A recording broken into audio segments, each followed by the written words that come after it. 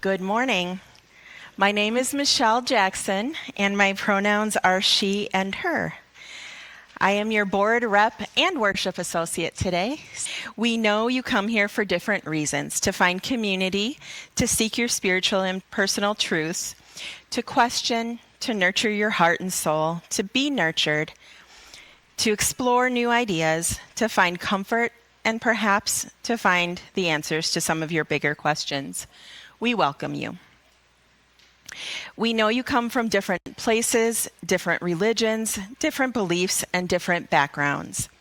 We hope you will find comfort, connection, challenge, and love here.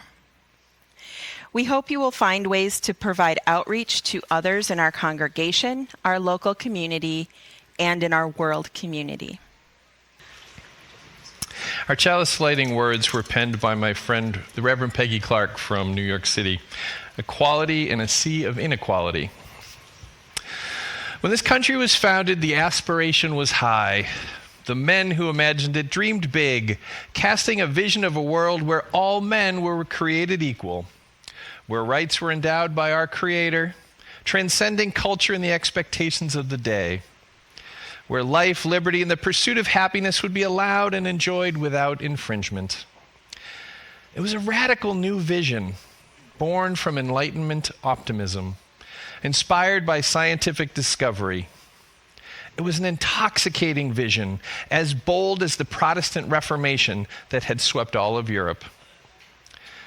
And they had the hubris to believe that they could make it happen. They staked their claims in the Declaration of Independence and institutionalized it in the Constitution. They elected their first president, and when he stepped down, relinquishing power to return to the role of citizen, those founders believed they lived to see their vision realized. A new president ran for office, and the republic was up and running. It was done. A new world order. Those men weren't distracted by the genocide they had inspired or the enslavement of other people they required for this nation to be born. They declared equality while swimming in a sea of inequality. When they declared all men were created equal, they meant white Protestant men. They didn't mean women. They weren't including black people who'd been enslaved or those who were free. They didn't include Catholics or Jews or people who didn't own land. They were so proud of their inclusivity, so inspired by their own cutting-edge philosophy, that they had no idea how narrow it was, how constrictive, how small a vision. The men who wrote those words were calling into being a more perfect union. They were establishing justice, ensuring domestic tranquility, securing the blessings of liberty. They believed that they and the men of their generation would will this new nation into being. They would establish the structures required for such a grand vision. They would test it, and then it would be done. They didn't realize it would require many more people, many more voices. They didn't know how many generations would have to be part of the creation of that dream, how long it would take before the nation they imagined would be made manifest. The soul of America has yet to be born. Unitarian Universalist congregations covenant with one another to affirm and promote specific principles based on shared values. We live out these values within a living tradition of wisdom and spirituality that is drawn from sources diverse as science, poetry, scripture, personal experience, and every once in a while, technology. Our chosen reading today is a document crafted by Claude AI. I promise you I did not put Reverend Matt up to that. Intended not as an end, but as a catalyst for further discussion and consideration. Here then, for your consideration, is a newly imagined Declaration of Interdependence. I can see you don't believe I didn't put him up to it, but I didn't. No, I made this up all by myself.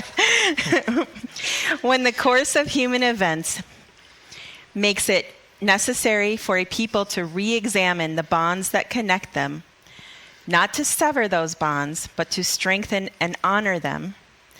A decent respect for one another and for the world demands that they should declare the values that now guide them. We hold these truths to be self-evident, that all people are created equal and are bound to one another by that equality, that we are endowed with inherent dignity, that among our shared responsibilities are the duty of care, the obligation of justice, the pursuit of collective flourishing, that to secure these responsibilities, communities are formed among people, drawing their just authority from the consent and participation of all.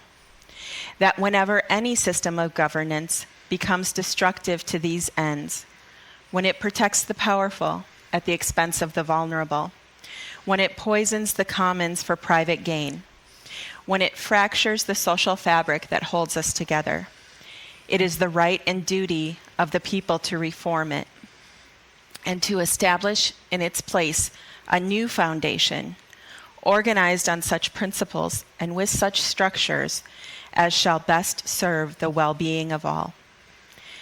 Prudence indeed will dictate that systems long established should not be changed for light or transient causes, but when a long train of neglect, division, and exploitation reveals a pattern of indifference to the common good, it is our right, it is our obligation to name what has gone wrong and to commit ourselves anew to one another.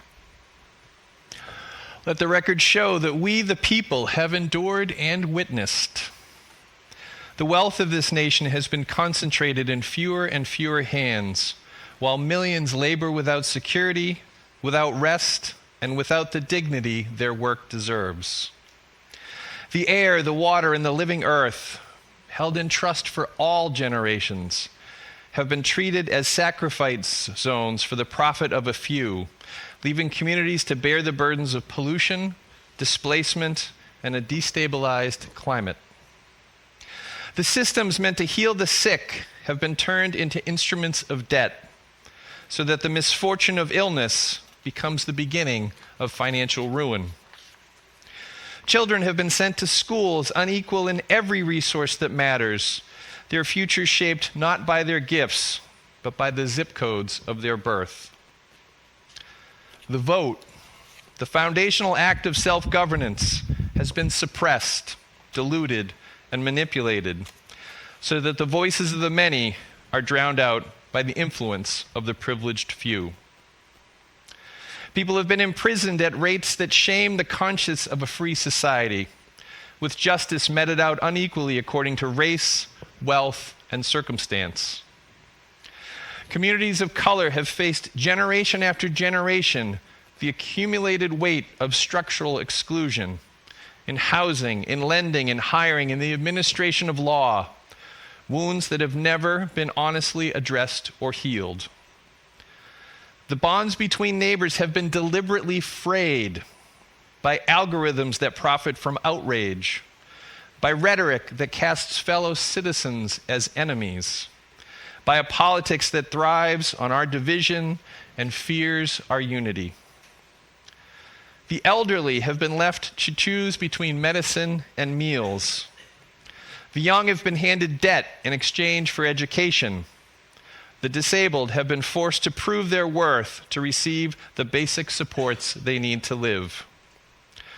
Workers who organize, who demand fair treatment, who refuse exploitation, have been met with retaliation and legal obstruction.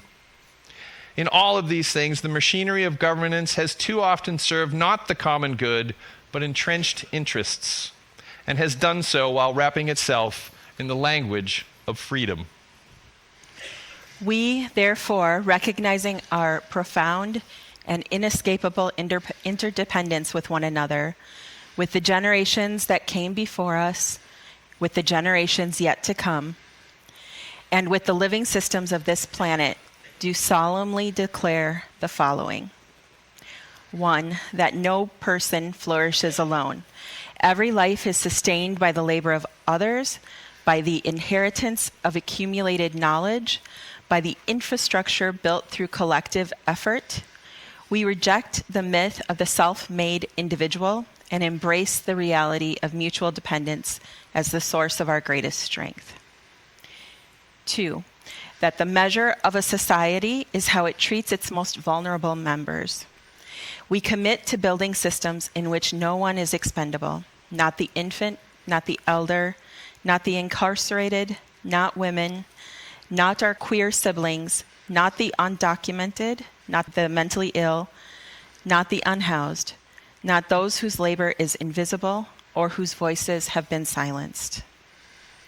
3, that rights are inseparable from responsibilities. The right to clean water implies the responsibility not to pollute it. The right to safety implies the responsibility to care for the safety of others. The right to a voice in governance implies the responsibility to listen to voices different from our own. 4, that the earth is not ours to exhaust. We hold the natural world in trust for those who will come after us. We commit to living within our means as a species, restoring what has been damaged, to protecting what remains, and to building an economy that sustains life rather than consuming it. 5, that diversity is not a threat, but the very condition of resilience. A society that suppresses difference is one that has surrendered its capacity to adapt, to imagine, and to grow. We commit to the active work of inclusion, not tolerance alone, but genuine belonging.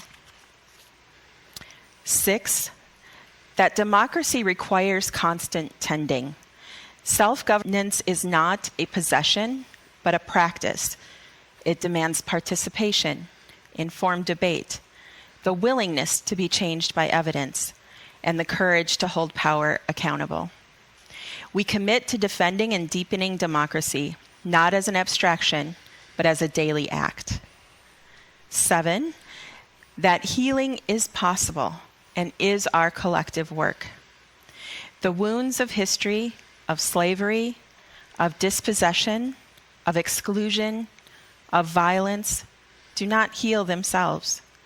We commit to the honest reckoning that repair requires, and to building institutions that distribute opportunity with genuine fairness. 8, that we are one people. Across every line that has been drawn to divide us, of party, of race, of faith, of region, of class, we affirm our common humanity. We will not be made enemies of one another. We choose instead harder and more rewarding work of solidarity. We do not declare independence from one another. We declare our interdependence, openly, without shame, and with the full knowledge that the freedom of each of us depends on the well-being of all of us. With a clear-eyed understanding of how far we fall short of these ideals, and with an unwielding commitment to close that distance, we mutually pledge to one another our effort, our honesty, our willingness to be accountable, and our faith that a more just and caring society is not only possible, it is necessary. Offered for your consideration in the spirit of the common good by faithful citizens of the current iteration of the as yet unfulfilled dream of the United States of America, June 2026. Yesterday, we celebrated the 250th anniversary of the founding of our nation, a gift given to us by our ancestors. The statement of a set of dreams and ideals that grew in the hearts and minds of a peoples that had been incubating for hundreds of years in a new land. You can trace the roots of these ideals back through the early churches established in the Americas by individuals seeking the freedom to worship in support of their beliefs in the ways that they saw fit, free from the demands of king or government. From the Mayflower Compact in 1620, we covenant, there's a word you hear me use quite a bit, We covenant to combine ourselves together in a civil body politic for our better ordering and preservation. Through the Cambridge Platform of 1648, which established the autonomy of local congregations, democratic church operations, separation of church and state, and association and accountability, saying that autonomous churches should cooperate, share mutual counsel, and maintain accountability with one another to ensure unity. These were the ideals that were woven into the fabric of the hearts and minds of the educated, wealthy, white landowners of the day. They were an idyllic bunch, drunk on the possibility of manifest destiny and a land that seemed endless and theirs for the taking. Inspired by this ideal, they fought and won a war against what they felt to be a government that was impinging on their abilities to enjoy those ideals. Upon victory in this war, they set to establishing a constitution by which to govern themselves, opening with that famous line, "We the people," in order to form a more perfect union, establish justice, ensure domestic tranquility, provide for the common defense, promote the general welfare, and secure the blessings of liberty for ourselves and our posterity, do ordain and establish this Constitution of the United States of America. A birthday or an anniversary is always a good time to reflect upon the time that has passed. Consider how we've done to this point, and begin to imagine changes we might make to ensure our continued successes going forward. So that, for me, begged the questions. How do you think we are currently doing living up to these ideals? How well are we caring for those gifts that we've been given? And have we potentially outgrown the original gift? And do we need to consider if it's a time for a new focus? The Declaration of Independence, now 250 years and one day old, certainly proposed that this is a question worth continually asking. When in the course of human events it becomes necessary for one people to dissolve the political bonds which have connected them with one another, a decent respect to the opinions of mankind requires that they should declare the causes which impel them to separation. Whenever any form of government becomes destructive to these ends, it is the right of the people to alter or abolish it, and to institute a new government, laying its foundation on such principles and organizing its powers in such form as to them shall seem most likely to affect their safety and happiness. Goes on to say, prudence indeed will dictate that governments long established should not be changed for light or transient causes. But when a long train of abuses and usurpations evinces a design to reduce them under absolute despotism, it is their right, their duty, to throw off such government and to provide new guards for their future security. This was the source of my idea to imagine a new declaration, a declaration of interdependence, based on a value my faith impels me to hold. The ideal of interdependence challenges me to covenant to protect the earth and all beings from exploitation, to create and nurture sustainable relationships of care and mutual respect, mutuality and justice, and to work to repair harm and damaged relationships. I review this value and all the other values that we claim to hold each week, and I ask myself, how well am I living into this professed value? That list of grievances in my AI-generated Declaration of Interdependence tells me that there is still a good bit of work left to do. So the question I bring today is, where is your line? Is it taxation without representation? Do you really feel like your voice still matters? Is it unlawful search and seizure? If that's not currently impacting you, is it okay that it's impacting your fellow legal U.S. citizens that might look like they might have been born in another country? Is that okay?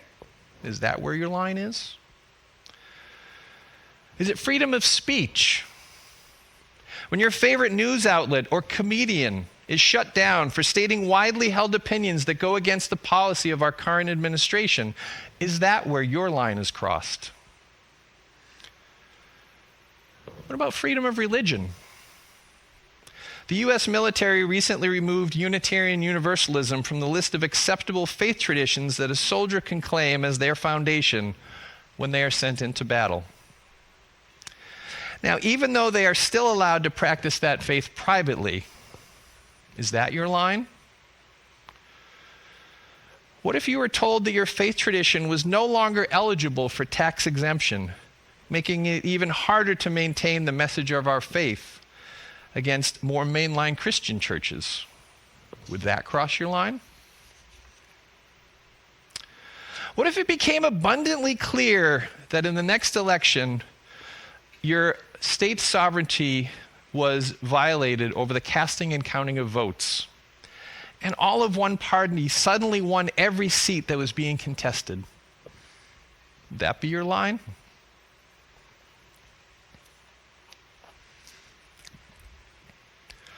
Our founding parents were not perfect.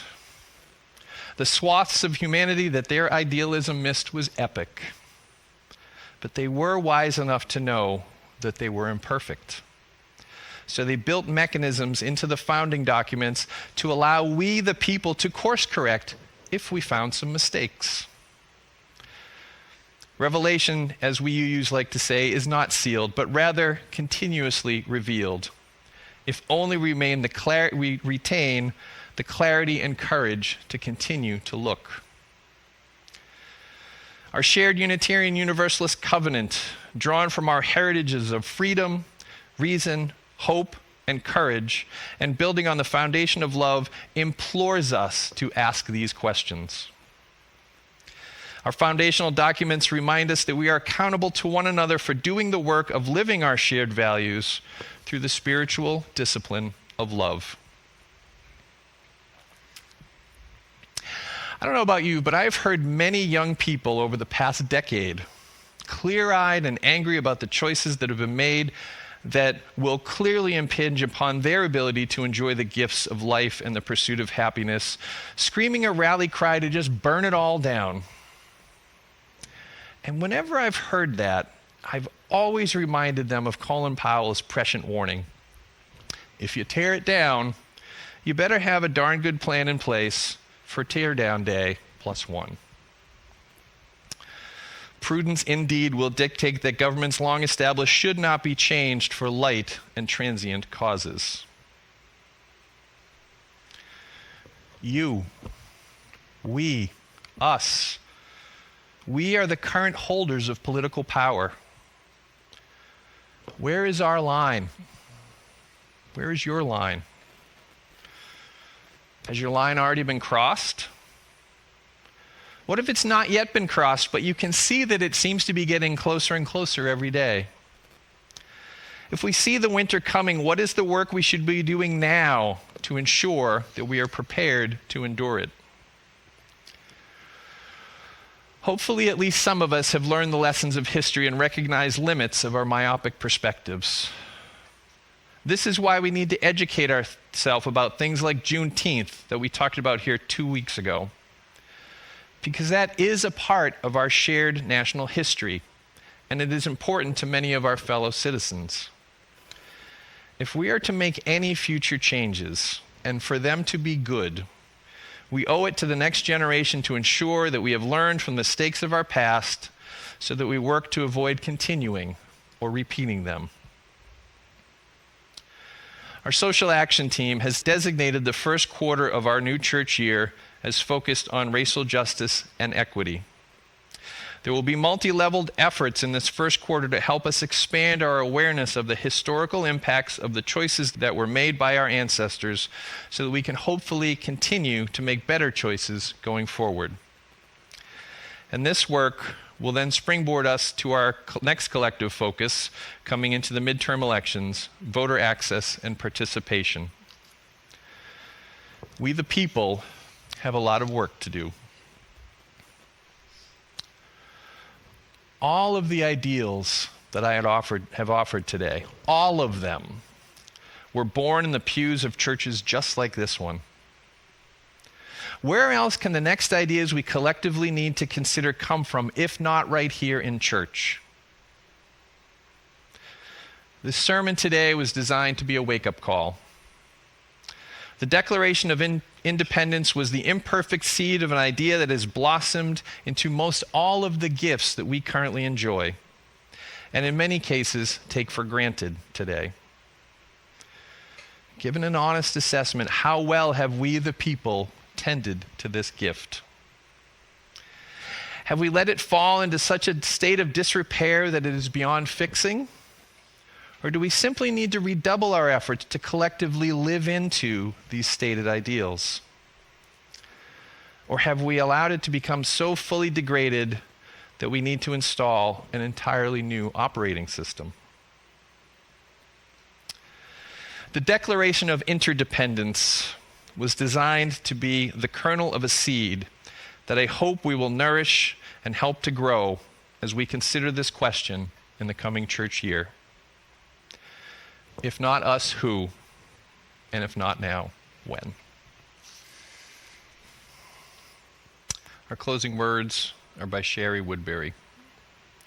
Let us continue to grow as citizens of our communities, our nation, and our world. Let us work to build the common good for ourselves and for the generations to come. May it be so. Thank you, beloveds, for hanging with us today on this warm summer day, the day after the founding of our country, and the first day where we get to imagine what might come next. If you really love the democratic process, you have the opportunity to join us in second hour to influence what happens up here in the pulpit. I want more politics. I want less politics. I want more hymns. I want less hymns. All those things. Come talk about that in second hour. And I'm just all glad you're here. I love you. Amen.